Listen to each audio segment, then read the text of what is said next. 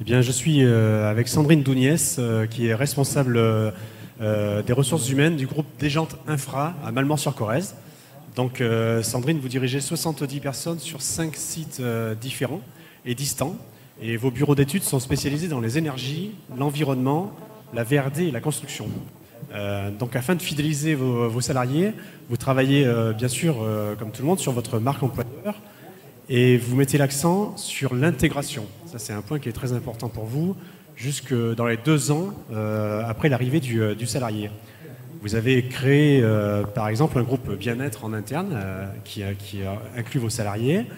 Vous avez adapté le poste de travail de l'un de vos salariés avec le télétravail, afin qu'il reste dans l'entreprise. Et vous les aidez à développer de nouveaux projets qui correspondent à leurs aspirations professionnelles. Donc j'ai envie de vous demander jusqu'où pouvez-vous aller pour fidéliser vos salariés? Je pense que la seule limite qu'on peut avoir, c'est celle de notre imagination. Il est important d'être à l'écoute du salarié et de faire avec lui un projet qui lui permet de se projeter avec nous dans le long terme. Donc c'est pour ça qu'on prend le temps de l'intégration, de la formation, de l'accompagnement. On va au-delà de l'intégration dans le poste et dans les compétences, mais aussi on s'attache à son cadre de vie. Donc on parlait du logement tout à l'heure, mais ça peut être aussi trouver un travail à sa compagne, à son conjoint, lui donner les bons plans pour les sorties quand c'est des jeunes. Ça peut aller très loin. Et ensuite, ce qu'on s'attache à faire, c'est aussi écouter les besoins et les envies de chaque salarié. On a pu accompagner par exemple une ingénieure en eau et environnement sur un poste de digitalisation de l'entreprise et de communication.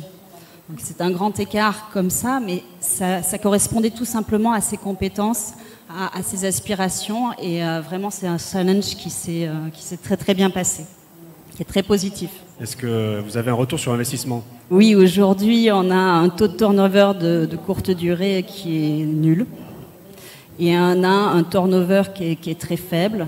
On a des salariés qui sont là et qui restent avec nous, même des jeunes, et qui se projettent avec nous à court, à moyen terme. Donc c'est vraiment un plus. C'est nous, ça.